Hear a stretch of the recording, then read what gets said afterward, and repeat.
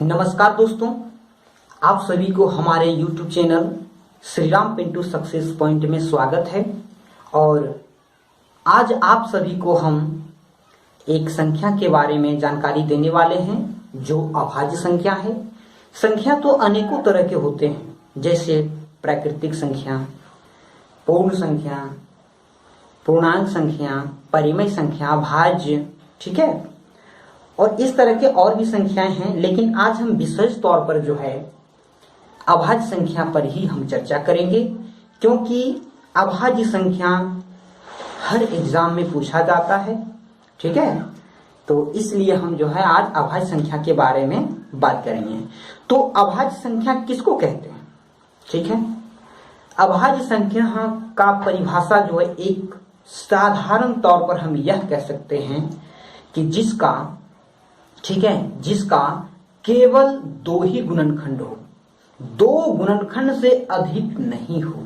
अगर दो गुणनखंड से अगर अधिक आ गया दोस्तों, तो क्या होगा कि वह हमारा अभाज्य संख्या नहीं होगा, ठीक है। कैसे नहीं होता है, दूसरी परिभाषा, ठीक है, दूसरी परिभाषा नहीं मतलब कि दूसरे तरीके से इसकी परिभाषा हम दे सकते हैं। जैसे कि अभाज्य संख्या एक ऐसी संख्या है जो एक से एवं, ठीक है, एक से एवं अपने आप से यानी स्वयं से कटे, ठीक है। बस तीसरी संख्या से विभाजित नहीं होना चाहिए, एक से हो और एक अपने आप से हो, बस यही दोनों से विभाजित होना चाहिए, तीसरा से नहीं। अगर तीसरा से विभाजित हो गया तो हमारा अभाज्य संख्या नहीं होगा। देखिए कौन कौन सी संख्या है। एक क्या है, एक तो ये हमारा एक से कटा, दूसरा एक अपने आप से कटेगा, क्या तीसरा फिर एक अपने आप से नहीं कटे, इसका तीन गुणनखंड हो गया। कर लीजिए, गुना करेंगे तो एक ही आएगा।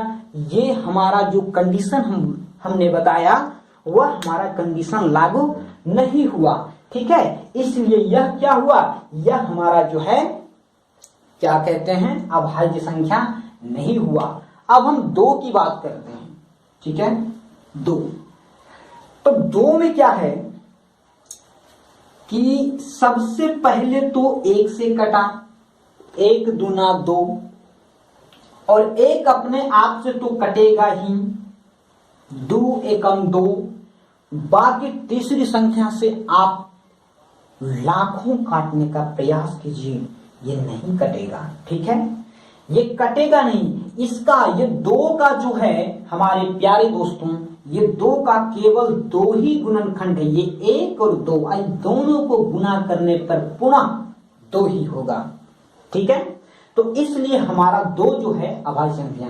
अगला अब तीन का क्या कंडीशन है कि तीन में भी देखिए एक से कटा और एक तीन से कटेगा, ठीक है, दो संख्या से कट गया। तीसरा कोई भी संख्या आप ले लीजिए और उससे इसमें भाग दे करके आप देखिए कभी नहीं कटेगा, ठीक है। अगला लेते हैं चार का कंडीशन देखिए क्या होता है, ठीक है। चार में तो एक सबसे पहला कि एक से और अपने आप से तो ये कट ही जाता है, सारी संख्या कट जाता है। लेकिन ठीक है, इसी से कटे, ठीक है, सारी संख्या एक और अपने आप से कटता है, लेकिन यहाँ कंडीशन क्या कह रहा है कि एक और अपने आप से कटे, लेकिन तीसरा से नहीं कटना चाहिए। बात यहाँ पर यह ध्यान देना है कि तीसरी संख्या पर, तीसरी से जहां कटा वह हमारा अभाज्य संख्या नहीं हुआ।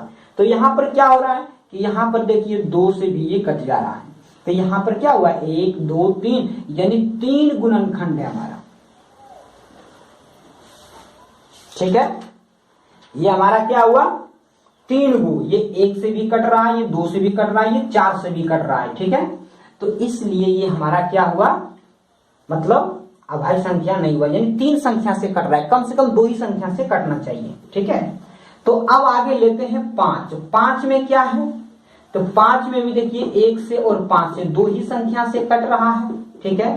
गुणनखंड से हमें कोई मतलब नहीं है, ध्यान दीजिएगा, ठीक है। बोलने में थोड़ा मिस्टेक हुआ था, इसलिए फिर से बोल दिए कि गुणनखंड नहीं, संख्या पर ध्यान दीजिए कि कितनी संख्या से ये कट रहा है। कम से कम दो संख्या से कटना चाहिए, ठीक है।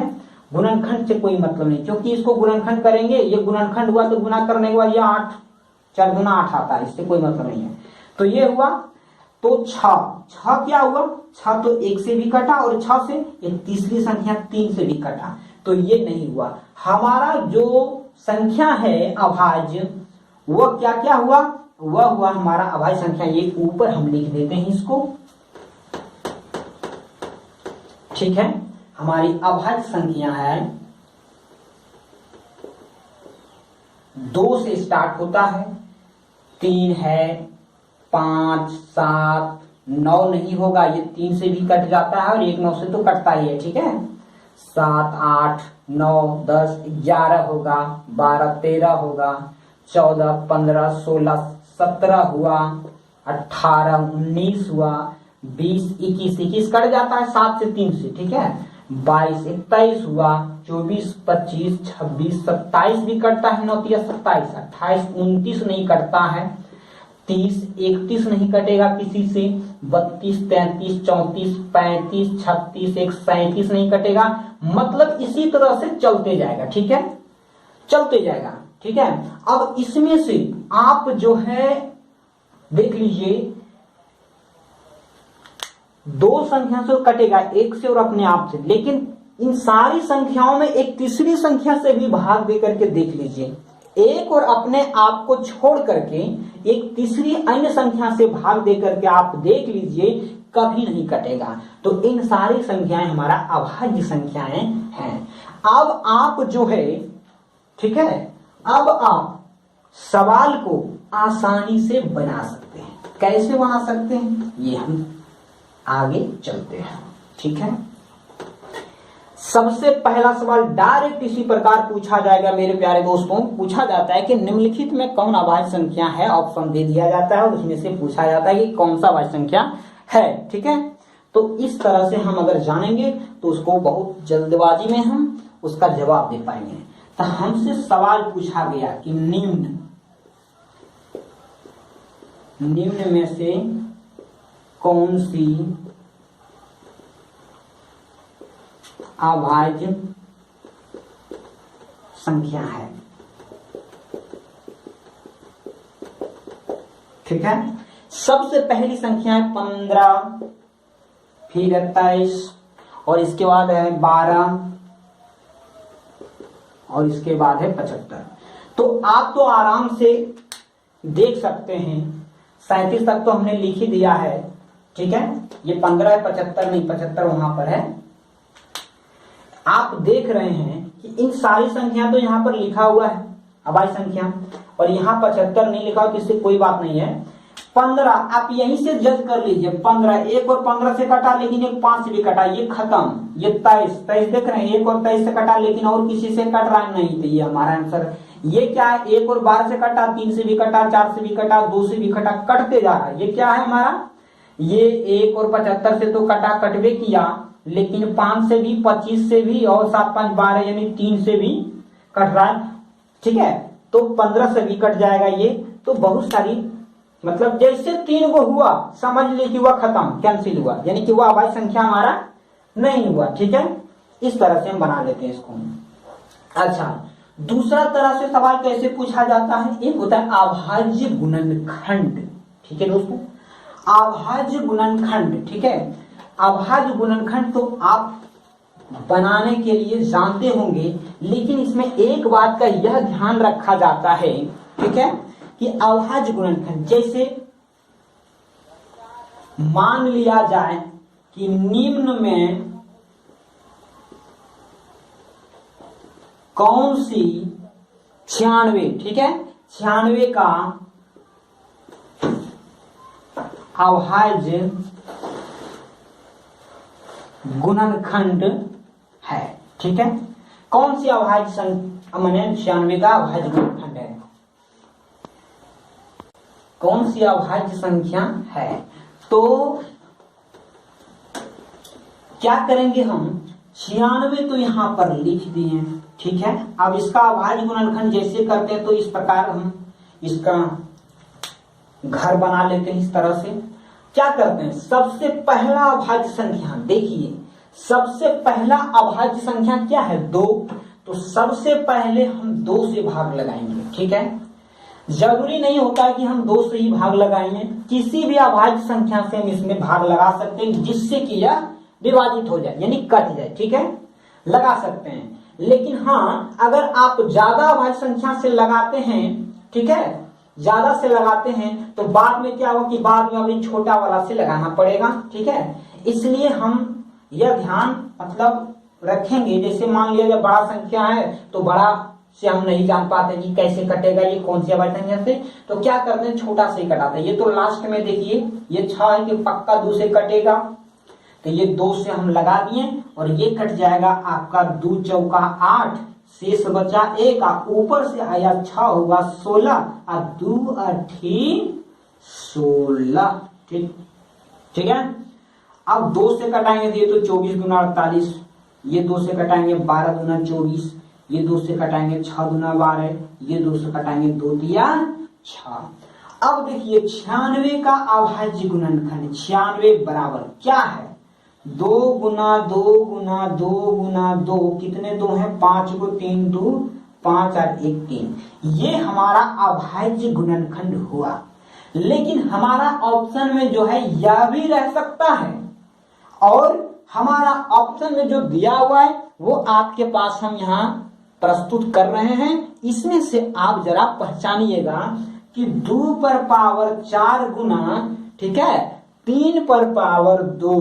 ठीक है, चलिए अब ये बी नंबर का हमारा ऑप्शन में दिया हुआ है 2 पर पावर 3 गुना 3 पर पावर 3 और सी नंबर में दिया हुआ है दोस्तों 2 पर पावर 5 गुना 3 और ऑप्शन नंबर डी में दिया हुआ है 2 गुना 3 पर पावर 5। ठीक है, समझ में आ गया 5। अब देखिए हमारा क्या हो रहा है, 2 पर, यहां देखिए 2 पर पावर क्या वो 2 है, 1 2 3 4 5। ठीक है, तो 2 पर पावर 5 तो हो गया। ठीक है, अब 3 क्या वो है 1, तो देखिए यहाँ 2 पर पावर 5 गुना 3 पर पावर कुछ नहीं है तो 3 हुआ 1, यानी हमारा ऑप्शन नंबर सी। ठीक है, इस प्रकार से इन सारे सवालों को हम बना लेंगे। ऑप्शन में इस प्रकार भी रह सकता है, इस प्रकार में भी रह सकता है। ठीक है, पावर में भी दिया हुआ रहता है। तो इस तरह से हम अभाज्य गुणनखंड बना लेंगे। जैसे बोला कि अभाज्य गुणनखंड निकालें, हम क्या करेंगे, पहले अभाज्य संख्या से ही भाग लगाएंगे। ठीक है, किसी भी दूसरी संख्या से नहीं लगाना है। क्यों? क्योंकि अगर आप 4 से मान लिया जाए 96 और आपने 4 से लगा दिया, ठीक है, तो ये 4 गुना 4 चौक 16, ये 4 से भी कट जा रहा है, फिर ये 4 छक 24। लेकिन क्या आप 4 पर पावर 2 कहीं ऑप्शन में आपको नहीं मिलेगा, आप घबरा जाइएगा। इसलिए हमें ये ध्यान रखना है कि अभाज्य गुणनखंड जैसे बोले बस अभाज्य संख्या से ही भाग लगाना। ठीक है, इतना ध्यान में रखना है। चलिए तो हम अगला सवाल की ओर बढ़ते हैं।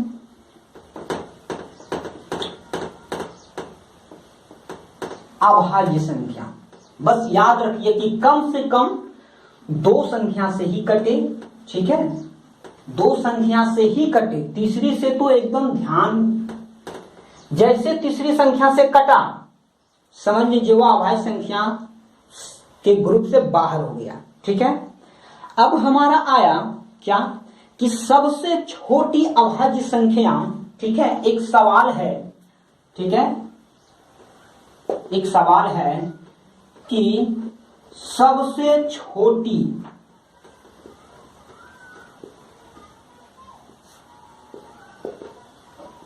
अभाज्य संख्या, ठीक है, और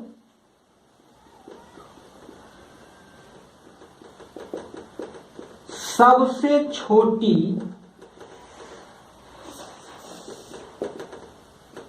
भाज्य संख्या।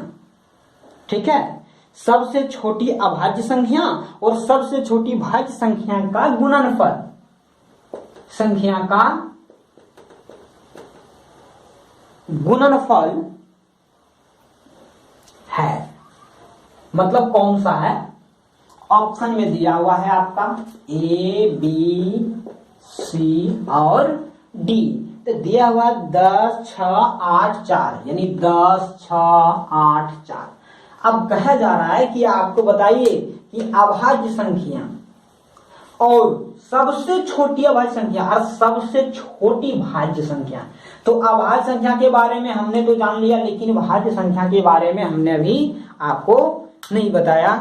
ठीक है, तो देखिए अभाज्य संख्या जो सबसे छोटी अभाज्य संख्या क्या है, जहां से स्टार्ट होता है, तो स्टार्ट हुआ 2 से, तो सबसे छोटा हो गया 2। ठीक है, सबसे छोटी अभाज्य संख्या हुआ 2, अधिकतम की कोई सीमा नहीं है, अधिकतम तो चलता जाएगा। ठीक है, तो ये हुआ। अच्छा, सबसे छोटी भाज्य, अब भाज्य संख्या किसको कहेंगे? ठीक, अभाज्य का उल्टा होता है भाज्य। जैसे अभाज्य में हमने बताया कि कम से कम नहीं, केवल 2 ही संख्या हो, उसका 2 ही संख्या से कटे, एक अपने आप से और दूसरा 1 से, बस इतना ही ध्यान है। अगर तीसरी संख्या से वह कटता है तो अभाज्य नहीं, वह भाज्य हो जाता है। ठीक है, बस इसका उल्टा है, अपोजिट है। करना क्या है, अब जैसे देखिए अभाज्य, अभाज्य हो गया, अब भाज्य का हम ग्रुप बनाते हैं, भाज्य संख्या का। तो भाज्य में क्या बोले कि आपको जैसे 1 से ही ले लेते हैं। ठीक है, 1 से बड़ी, एक तो चलता जाएगा, तो इससे कोई मतलब नहीं है। एक तो ना भाज्य है ना अभाज्य है, 2 से चलते, 2 तो आपको पता है कि इसमें 2 ही होता है, 3 भी होता है। अब 4 लेते हैं। ठीक है, देखिए 4, तो 4 क्या है, 1 से कटा, 4 से कटा, एक 2 से भी कट गया, तो सबसे पहला तो यही ना 4 आया। ठीक है, तो यही 4 आया, तो इसका मतलब यही हमारा क्या है, भाज्य संख्या। यानी कि इन अभाज्य संख्या में जो संख्या नहीं है वही हमारा भाज्य संख्या है। सबसे पहले क्या है, 4 नहीं है तो 4 हो गया। 4 के बाद देखिए कौन सा है, 6 हो गया। फिर 7 है, 8, 9, 10 नहीं है तो 8, 9, 10 हो गया।